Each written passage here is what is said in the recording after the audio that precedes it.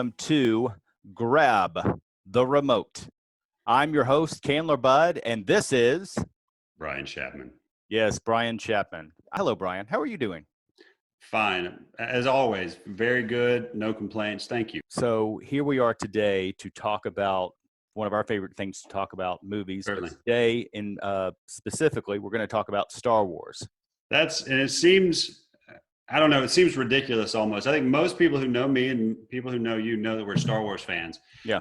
But I think being able to talk about the origins and how we've moved through the fandom it's going to be fun to me because I don't know all the things there is to know about you in regards to this. And I know that it's occupied a lot of my mind, probably too much through the years. I mean, I've had ebbs and flows with my fandom. And so I'm interested to see, I'm going to ask you some things and I'm going to find out a little bit more about you. But I also think this should be fun just to talk a little bit about this movie, this franchise that means so much to so many people on so many different levels and age ranges. That's the one thing that I think is the most interesting phenomenon. I mean, this is The Wizard of Oz. So what's that? 1939 Wizard of Oz comes out and it's still this beloved classic. The original Star Wars, Empire Strikes Back, maybe Return of the Jedi. When we're gone, I think those are going to be the films that are going to still resonate. So that's what makes it interesting and fun. I don't remember seeing Wizard of Oz for the first time. Wizard of Oz was just always on television. Right. And kind of the same with the original Star Wars. I'm almost positive I didn't see it on the big screen until it came out in the special edition. 1977, I'm 3 years old. My older sisters are into Princess Leia. I was introduced to the toys. I had my own idea about what Star Wars was about. I thought that Luke and Leia were an item. But I definitely saw Empire Strikes Back on the big screen. I did go see Star Wars in the theater, but I'm too little to remember it. And the toys caught my interest right away. And that's another thing about the toys. So that's 78. And we're not going to get into a toy lesson here, but they were not prepared for the demand. And so toys were not made. And so they basically had to do an early bird component for kids that would be mailed out like the following Christmas. Promise we will send you this toy in 6 months or whatever. So that's 78. And until then it was like puzzles and all kinds of ridiculous little games. But that's one of the, so 3 3/4, and I'm about to put a prop up here, but 3 3/4 was the new normal for toys because they needed that for the vehicles. You had to make a Millennium Falcon that fit with smaller toys. So the G.I. Joe, like the 12-inch, now went down to 3 3/4. I'm putting up this prop, which is my very first Star Wars figure. My grandfather, one of my favorite people, actually I think he complained about the price, but he got this for me at Richway. Like I just had to have this. And Richway. So Richway in Roswell, Georgia. Anyway, the toys were crucial. And we might have talked about this before, but also with the original trilogy, the VHS component. So you're talking about seeing the special edition. Everything after 83, it was all about seeing it on the VHS tapes. Absolutely. Occasionally on network television, but yes. So it's 77. So you did not see the original Star Wars on the big screen, correct? I did, but I was just little. So, I mean, again, Alamo, Noonan, Georgia. Yes. And then again, I remember the neighborhood kids having toys, playing with them. And it became, you talked a little bit about the Luke and Leia. I think I was thinking to myself, okay, who's going to marry Leia? That's your little everything we're talking about, by the way, is little kid mentality. So I'm wondering, is it going to be Han or Leia?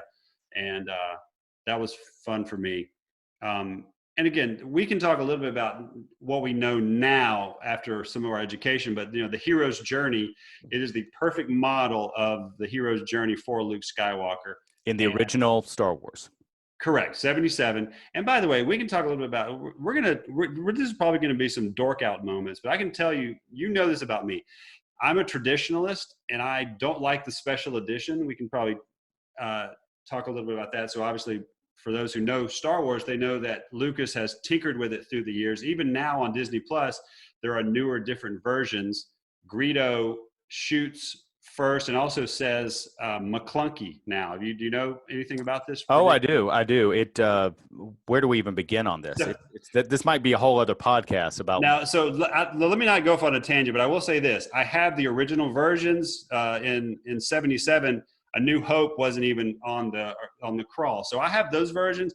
Those are the ones I watch, and I bristle at the thought of the special editions. I don't like them; they feel tacked on a little bit. I've never really liked director's cuts anyway. There's a few I do like.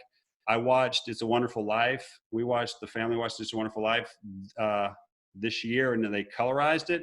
I thought it was phenomenal. So I do have my little asterisks by the things that I like and don't like. But for me, Star Wars will always be how I remembered as a kid. And so seeing all the new stuff, I've never been a fan of that, and I never will. I agree. There was so much that they threw in there. It didn't work out as far as the technology. The technology was 15 or 20 years later, so it didn't quite fit. At the time, what was it, 97, I believe, when they released the special edition Correct. in theaters. I remember being excited about it. I enjoyed it. I went with all my fraternity brothers. It was great. The Jawas came out. They all went, hey, it's Candler, because I'm like the shortest guy in the fraternity. But it didn't. That's bullying. It is bullying. Yes, hazing. But yeah, it was missing something. I mean, you don't need to see the Millennium Falcon going into space. I mean, we know it's there. It's amazing to me how much heart was in that film, how beloved that film was. And go ahead. I apologize. No, you're good. And the same with The Wizard of Oz. There are technical limitations and things that you see in The Wizard of Oz as like mistakes, or that just were part of making the film. That's what I love about the original version. I know it by rote. I know every mistake, every time that something doesn't every dialect Right. change. Yeah, exactly. And so for me, that's the best part about it. It has, certainly they've taken it, and Rogue One's a good example of taking the space battle that is A New Hope and turning it into something that really feels and looks like it, with Ben Burtt's special effects. That's the one thing about Star Wars. There are so many names, behind the scenes names, that have made that so good. Not just Lucas and all of his, and the producers, Alan Ladd Jr., these guys who really poured a lot into this. Definitely.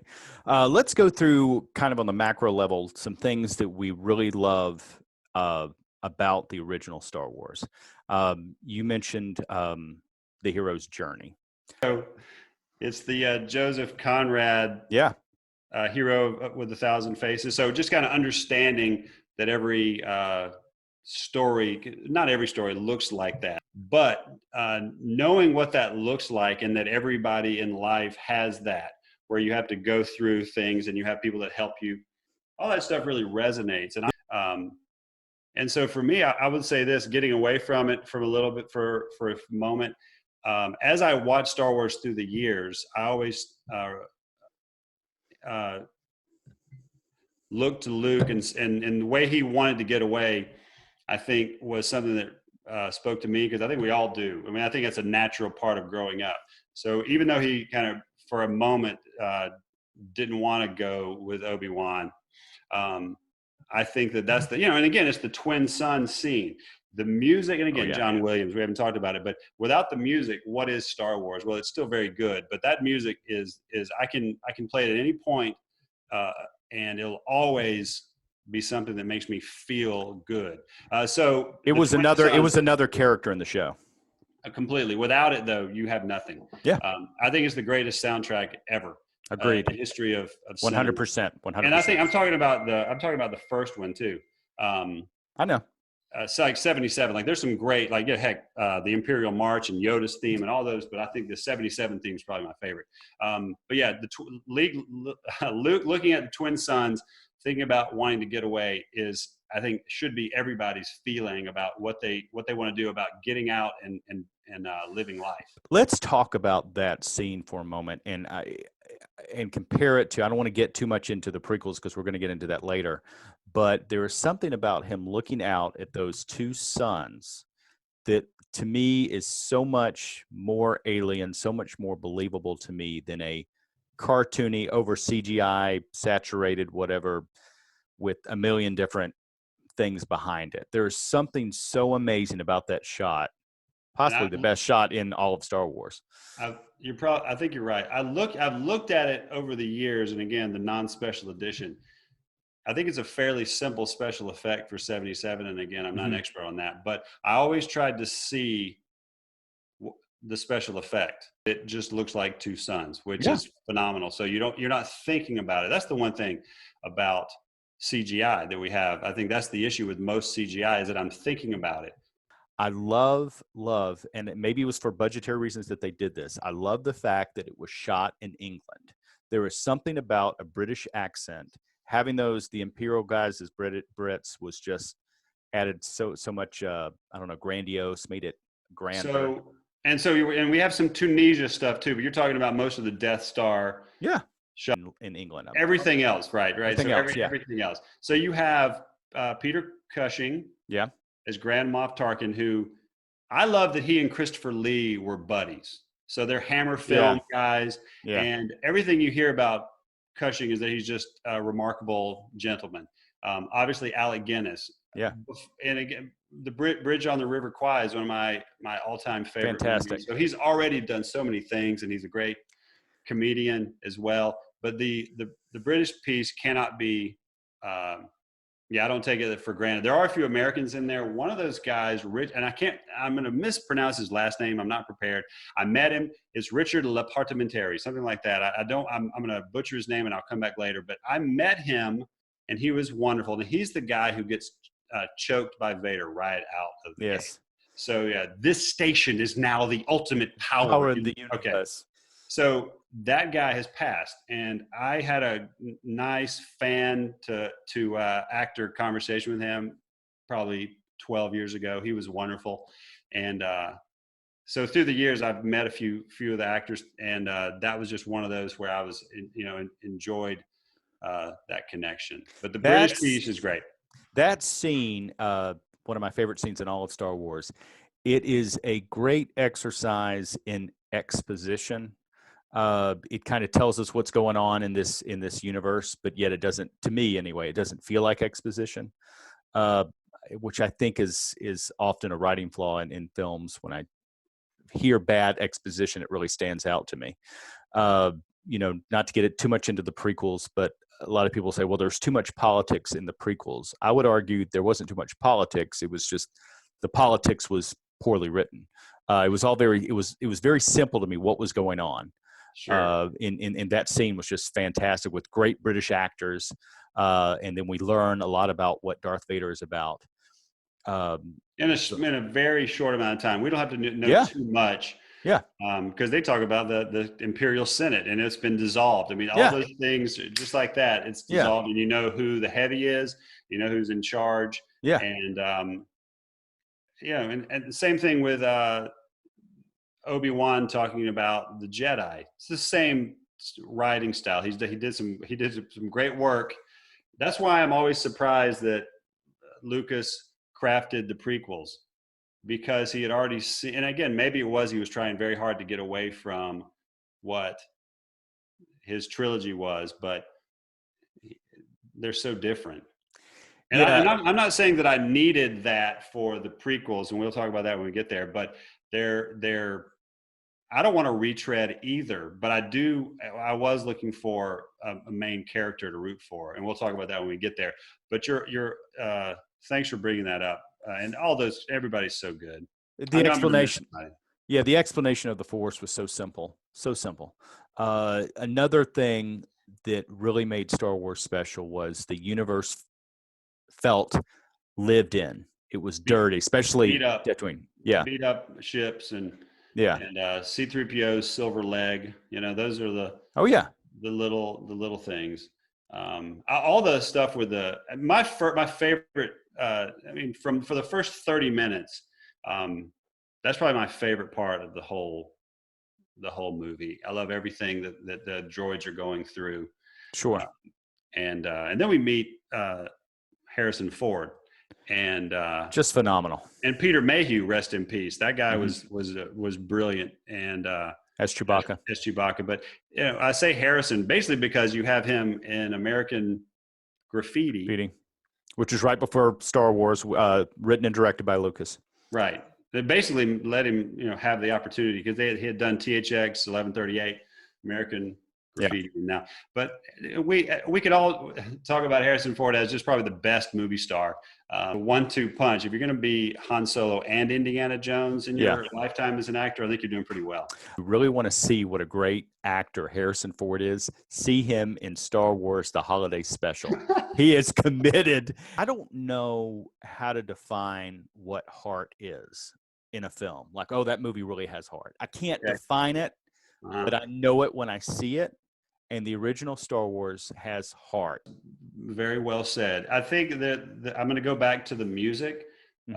It's pitch perfect in every little pocket that it needs to be. Yeah. And it's a very simplistic story. I mean, if we're talking about the hero's journey, we're talking about kind of the Arthurian legend and a few Japanese films that Lucas took from and stirred in a pot and Flash Gordon turned it into something totally new and different. I mean, this is the besides Jaws 75, Star Wars changed movie making. Like, they were putting movies in the summer. They hadn't gotten it yet, right? And so, isn't that funny? With that, it's really weird. But that's why I love these types of things, because everything now is homogenized and planned. I mean, obviously you have the Marvel universe, and that's kind of taken over. I like that Star Wars wasn't going to be anything and no one cared about it. And that's why, Lucas got the licensing to the toys with Kenner, right? And then, he made so much money just because no one cared about the toys. Yeah. And then he was able to get away from Hollywood, eventually kind of quitting the Directors Guild because they gave him so much guff about not putting credits at the first. I mean, there's so many little things that I love. Crazy, yeah. For him to, because Hollywood is just a big gross cesspool in a lot of ways, and we love movies. But for him to say, I'm going to go and I'm going to create ILM, and I'm going to go up here in Marin County and do my own thing forever. Yeah. I think that's everybody's dream, to be to have the wherewithal to be free of all things that encumber you professionally. Mm-hmm. That guy has to be a hero. Right? Because the initial piece, and there's a lot of nostalgia there too. A lot of people are like, you're probably remembering it too fondly and all that. But there's nostalgia and everything that comes along with these. But I swear there's some things that I've seen when I was a kid, you look at now, you're like, that's terrible now. What if Star Wars, the original Star Wars, was the only Star Wars movie? It has a beginning, a middle, and an end. I mean, at the end, it is a happy ending. We're happy for Luke and Leia and Han and Chewie. And even though Chewie doesn't get an award, leave feeling good. I like that. Vader does kind of go off. True. Into a modified TIE fighter. But other than that, something I do like that. I like when the audience gets to make in some cases, its own decisions. Mm-hmm. So certainly it could have ended there. Empire Strikes Back is so different. That's what I do like about it. They really, because it's arguably the best sequel ever. There's only a handful of best sequels. Yeah, I want to do an episode on sequels with you. So Sure. And don't you teach a film class where you concentrate on sequels? No. So thank you for, I did an intro to film, and in the interest of time, I just tried to find things that would be fun. Mm-hmm. One of our weeks was how to build a better sequel.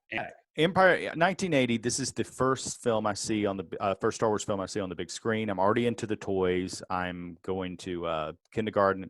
I remember being really surprised that Leia and Han end up together, because I always thought it was Leia and Luke.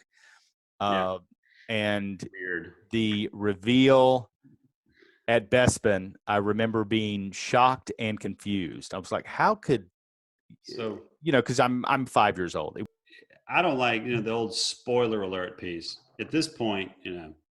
Yeah. Everything about the original trilogy, it hinges on the idea that the biggest reveal in movie history is Vader is Luke's father. Right. Duh, right? That goes without saying. Yeah. But as a kid, this is the neighborhood talk for me. So I get out of it. I'm the same way you are. I guess I'm 7, right? this is my line in my head. This is the line I said out loud. It's a trick. Okay. I said that that is the line for my lifetime about The Empire Strikes Back. It's a trick. I'd already decided that Obi-Wan had told the truth and it's a trick. So that's the neighborhood talk. Those are the good old days, right? Like the 80s where you're just talking to your doofus friends about these doofus movies. And then, of course, we have to wait 3 years to see if it actually happens. I can even remember the commercial for Return of the Jedi where Luke, you have like the little clip and he asked, "Is Darth Vader my father?" And cut. I remember that. Yeah. This is something that I don't think is really talked about. I was actually, and this is me being the doofus kid, so give me a break, everybody. I didn't know that Yoda was Yoda. Now this is the common theme in life. It's kind of Who did you think Yoda was? So I thought I thought that the little Yoda was actually going to go and find Yoda. Oh, I see. Okay? I see. Yeah. I mean, and give me a break, right? No, you're 7, and I remember thinking in the dream scene, I remember thinking Vader actually was down there. Oh, okay. So yeah, it's all kid stuff, right? Yeah, it's kids. Yeah. And so since I have a 6-year-old and a 9-year-old, like I see them kind of processing things, and I never, they're sharp little tacks. But I also remember like, oh yeah, like I remember being not knowing anything, especially when I'm watching something like that. So the reveal that Yoda was actually interesting because like this is a little character, he's a little annoying little character. And then it becomes, and that's he has so many wonderful things to teach and talk about, right? Luke is able to move rocks with his mind, but then he decides that he can't move his ship because it's too big. That if I could move rocks with my mind, I would be pretty confident that I could move a ship with my mind. I think I felt that way when I was little too. It's just the size piece, right? That's it. It's just, I get it where you're coming from, but it's just the size. If you ever hear any Lucas talking about Star Wars, he always mispronounces the name, or is he mispronouncing names? I guess he's not. He's Lucas. Exactly. So he says Hoth. Have you ever heard him talk about? No, Hoth? That is awesome. So when they're on Hoth, and I don't have a good George Lucas impersonation. Oh, I'm George Lucas. I don't know, any kind of like that. Oh, he's like, then Metachlorians. Rick McCollum came in, and he was the first kind of minutes. Count Dooku. He'll say Count Dooku. I mean, that's just weird. So you saying Dagobah, and then me going Dagobah, right? Han versus Luke. Now, as a kid, I was definitely on Team Luke, and I kind of felt like Han was kind of I liked Han, but I thought he was kind of the bad kid. And it was weird that Han and Leia end up together. It was weird to me. Once they, I knew it was over. I was a doofus, but I understood. Once they got this far apart, there was no going back. And listen, Han did some cool things. One of my favorite things he ever did was shoot at Vader. No one shoots at Vader. I like that. Right when we would be honored if you would join us. Right? Yeah. Just shooting is the best. Yeah. Shooting at Vader that's just Han for me in a nutshell. And of course, Brian, I just want to say I love you. And what's your response? I love you very much. But what would Solo say? I know. See, look, it's too late. Look, it's dark outside, right? Like that. Even that setup. It's just too late for me to do that. What's wrong with me? Well, have you had coffee like I have? Right. No, it's empty. It's an empty. Gotcha. I know. But so, by the way, rest in peace, Irvin Kershner, who directed this. He brought a lot to the role. Frank Oz as Yoda, not only with his voice, because his voice is pretty much, when you're watching old school Sesame Street or any of the Muppet movies, where Frank Oz is. But the puppetry is what is really, really brilliant. Yeah, and it's later in the film, yet you totally buy it. Later in the film, later in the franchise, suddenly this puppet shows up and audiences buy it. It's amazing.